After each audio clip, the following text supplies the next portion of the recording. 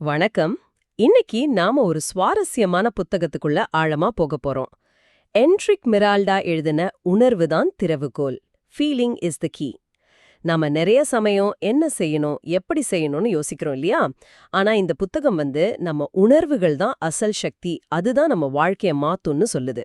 நம்ம கனவுகளை அடைய, ஒரு நிறைவான வாழ்க்கைய வாழ இந்த உணர்வு எப்படி ஒரு திறவுகோல் மாதிரி இருக்குங்கிறத பத்தி தான் நாம பார்க்க போறோம். நீங்க இத கேட்டு உங்க வாழ்க்கையில எப்படி பயன்படுத்தலாம்னு புரிஞ்சிக்க நாங்க உதவ போறோம். வாங்க ஆரம்பிக்கலாம். நிச்சயமா. அதாவது இந்த புத்தகத்தோட மைய கருத்தே அதுதான். நம்ம யதார்த்தத்தை உருவாக்குறதுல நம்ம உணர்வுக்கு ஒரு பெரிய பங்கு இருக்கு. வெறும் ஆசைப்படுறது மட்டும் இல்ல, அந்த ஆசை நிறைவேறனா எப்படி இருக்குமோ அந்த உணர்வோட இப்பவே வாழ்றது. அதுதான் முதல் படி. ஓ, அப்போ முதல் படியே நம்ம உணர்வுகளோட கனெக்ட் ஆகிறது தான் இல்லையா? ஏன்னா நாம நிறைய நேரம் மனசுல என்ன ஓடுது, என்ன செய்யணும்னு தான் யோசிக்கிறோம். எப்படி உணர்றோம்னு கவனிக்கிறோமா? சரியான கேள்வி. ஆமா, புத்தகம் முதல்ல இதத்தான் சொல்லுது. நம்ம உணர்வுகளை கவனிக்காம விடுறது நம்ம கிட்ட இருக்கிற ஒரு பெரிய கைடன்ஸை மிஸ் பண்ற மாதிரி. நம்ம சந்தோஷம், சோகம், கோவம், பயம் இது எல்லாமே நம்ம உள்ள இருந்து வர சிக்னல்ஸ். ம். இதோட இணையறதுக்கு தியானம் பண்ணலாம். தியானம், சரி. இல்லனா சும்மா கண்ண மூடி இப்போ நான் எப்படி ஃபீல் பண்றேன் அப்படின்னு நம்மள நாமே கேட்டுக்கலாம். இல்ல ஒரு டைரியில எழுதலாம். நம்ம உடம்பும் இதுல பங்கு வைக்குமா? கண்டிப்பா. உடம்பு ஒரு கண்ணாடியாட்டாம். எங்கேயாவது ஒரு டைட்னஸோ ஒரு வலி இருந்தா அது ஏதோ ஒரு அடக்கி வச்ச உணர்ச்சியா இருக்கலாம். சோ நம்ம உணர்வுகளுக்கு உண்மையா இருக்கிறது ரொம்ப முக்கியம். சரி, நம்ம உணர்வுகளோட இணைஞ்சிட்டோம். அதுக்கப்புறம் அந்த உணர்வுகளை ஒரு வழிகாட்டியா, நீங்க சொன்ன மாதிரி ஒரு இன்னர் கம்பஸா எப்படி பயன்படுத்துறது? ஏன்னா வெளியில 1000 சத்தம் கேக்குதே. ஆமா, இதுதான் அடுத்த முக்கியமான விஷயம். நம்ம உணர்வுகள் வெறும் மூட் ஸ்விங்ஸ் இல்ல, அது நம்ம வாழ்க்கைக்கான டைரக்ஷன்ஸ். நாம நம்ம உண்மையான நோக்கத்தோட ஹார்ட்டோட கனெக்ட் ஆயிருக்கும்போது ஒரு அமைதி, ஒரு திருப்தி, ஒரு எனர்ஜி இருக்கும். ஆமா. அதுவே தப்பான பாதையில போனா இல்ல நமக்கு செட் ஆகாத ஒரு முடிவு எடுத்தா ஒரு மாதிரி சங்கடமா, சோர்வா இருக்கும். ஒரு எதிர்ப்புணர்வு வரும். ஓகே. அதுதான் அந்த உள் திசை காட்டி. ஒரு பெரிய முடிவெடுக்கிறதுக்கு முன்னாடி கொஞ்ச நேரம் எடுத்துக்கங்க. அந்த முடிவெடுத்தா எப்படி இருக்குன்னு யோசிச்சு அந்த ஃபீலிங்க கவனிங்க. உங்க உடம்பு, மனசு சொல்றத கேளுங்க. அதான் இதயத்தை கேட்கறதுன்னு சொல்றோம். இது நல்லா இருக்கு. ஆனா பிராக்டிகலா பாக்கும்போது நம்ம கனவை நோக்கி போறப்ப பயம் வருமே, சந்தேகம் வருமே, என்னால முடியுமான்னு தோணுமே, பழைய கஷ்டங்கள்லாம் ஞாபகம் வருமே, அதை எப்படி ஹேண்டில் பண்றது? முக்கியமான தடை இதுதான். இந்த உணர்ச்சி தடைகள் தான் நம்மள ஸ்டாப் பண்ணுது. புத்தகம் இதுக்கு சில வழிகள் சொல்லுது. முதல்ல இது என்ன தடைகள்னு கண்டுபிடிக்கணும். இது பயமா, குற்ற உணர்ச்சியா, இல்ல தாழ்வு மனப்பான்மையா, இத புரிஞ்சுக்கணும். சரி. அடுத்தது, இத ரிலீஸ் பண்றதுக்கு மன்னிப்பு ஒரு பவர்ஃபுல் டூல்னு மிரால்டா சொல்றாரு. மத்தவங்கள மன்னிக்கிறது மட்டும் இல்ல, நம்மள நாம மன்னிக்கிறது ரொம்ப ரொம்ப முக்கியம். ஓ, நம்மள நாமே மன்னிக்கிறது. ஆமா, அதுக்கு ஒரு மன்னிப்பு கடிதம் எழுதி அதை படிச்சுட்டு கிழிச்சு போடலாம். இந்த மாதிரி பயிற்சிகள் இருக்கு. அதே மாதிரி நம்மள பத்தின நெகட்டிவ் பிலீஃப்ஸ், லிமிட்டிங் பிலீஃப்ஸ். ஆமா, அதாவது நான் லக்கி இல்ல, எனக்கு இப்படிதான் நடக்கும்னு நாமளே நம்மள பத்தி வச்சிருக்கிற எண்ணங்கள், அதை கேள்வி கேட்கணும். இது உண்மையா, இதுக்கு என்ன ஆதாரம்னு கேட்டு அதை பாசிட்டிவா மாத்தணும். ஆனா இதெல்லாம் செய்யறதுக்கு தன்னம்பிக்கை வேணுமே. செல்ஃப் கான்ஃபிடன்ஸ் இல்லனா எப்படி இதெல்லாம் தாண்டறது? நிச்சயமா, அதெல்லாம ஒன்றும் பண்ண முடியாது. தன்னம்பிக்கைங்கிறது நம்ம திறமை மேலேயும் நம்ம மதிப்பு மேலேயும் நாம வைக்கிற நம்பிக்கை. இது ஒரே நாள்ல வராது. கொஞ்சம் கொஞ்சமா பில்ட் பண்ணணும். நம்ம சின்ன சின்ன வெற்றிகளை கூட கொண்டாடணும். ஃபெயிலியர்ல இருந்து கத்துக்கணும். நம்ம கிட்ட நாமளே பாசிட்டிவா பேசிக்கணுமா? கண்டிப்பா, பாசிட்டிவ் செல்ஃப் டாக் ரொம்ப முக்கியம். சின்ன சின்ன கோல் செட் பண்ணி அதை அச்சீவ் பண்ணும்போது நம்மள நாமளே தட்டி கொடுக்கணும். புதுசா ஏதாவது கத்துக்கலாம். முக்கியமா நம்பிக்கை செயல்ல இருந்து வரும், செயல் நம்பிக்கையில இருந்து வரும். இது ஒரு சைக்கிள் மாதிரி. சில சமயம் நம்ம வீக்னஸை ஒத்துக்கிட்டு ஹெல்ப் கேட்கறது கூட ஒரு பலம்தான். சரி, இப்போ தடைகளை தாண்டி தன்னம்பிக்கையோட இருக்கும். அடுத்து அந்த கனவு உண்மையாக்க நீங்க சொன்ன உணர்வுபூர்வமான காட்சிப்படுத்தல், விஷுவலைசேஷன். சும்மா கற்பனை பண்றது எப்படி உண்மையா மாத்தும்? இது நிறைய பேருக்கு டவுட்டா இருக்குமே. இது வெறும் டே ட்ரீமிங் இல்ல.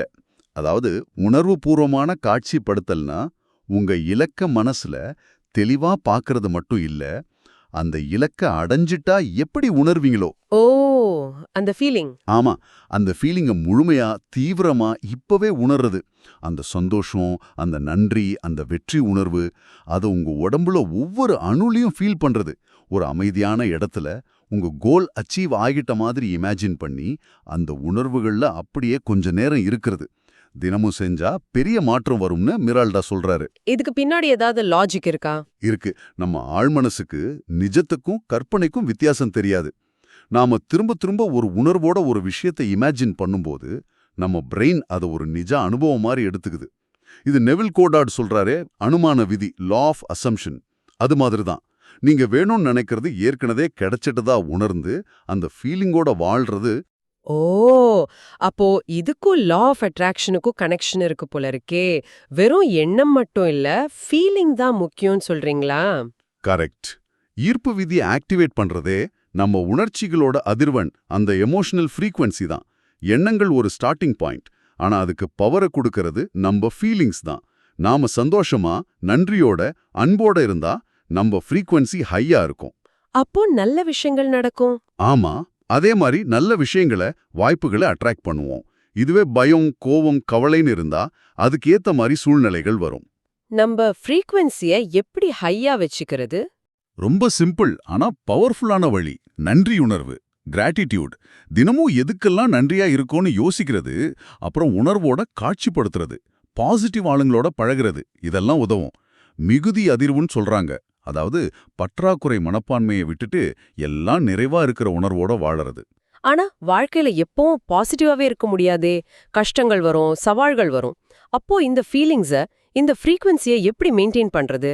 இதுக்கு எமோஷனல் ரெசிலியன்ஸ், அதாவது உணர்ச்சி நெகிழ்ச்சி வேணுமே. ரொம்ப சரி. ரெசிலியன்ஸ்னா கஷ்டமே வராம இருக்கிறதுன்னு இல்ல. கஷ்டம் வரும்போது அதிலிருந்து எப்படி மீண்டு வர்றது, அதை எப்படி ஒரு லெசனா மாத்திக்கிறதுங்கிற திறமை தான். முதல்ல கஷ்டமான உணர்ச்சிகளை ஏத்துக்கணும். ஐயோ, நான் இப்படி ஃபீல் பண்ணக்கூடாதேன்னு நினைக்காம, ஓகே, இப்ப நான் கவலையா இருக்கேன், பரவாயில்ல, நீ ஏத்துக்கிறது தான் ஃபர்ஸ்ட் ஸ்டெப். அந்த கஷ்டத்தை ஒரு வாய்ப்பா பார்க்கணுமா? ஆமா. இந்த சிச்சுவேஷன் எனக்கு என்ன டீச் பண்ணுதுன்னு கேட்கணும். அப்புறம் சுய பச்சாதாபம், செல்ஃப் கம்பேஷன். கஷ்டத்துல நம்மள நாமே திட்டிக்க கூடாது, நமக்கு சப்போர்ட்டா இருக்கணும். நம்ம நோக்கத்தோட கனெக்ட் ஆகி இருக்கிறது, சின்ன சின்ன விஷயங்களுக்கு நன்றியோடு இருக்கிறது, இதெல்லாம் ரெசிலியன்ஸை வளர்க்கும். இது ஒரு மசில் மாதிரி. பிராக்டிஸ் பண்ண பண்ண ஸ்ட்ராங் ஆகும். நீங்க முன்னாடி சொன்ன அற்புதங்களின் பாடநெறி, A Course in Miracles கூட அதை பத்தி பேசுமா? ஆமா.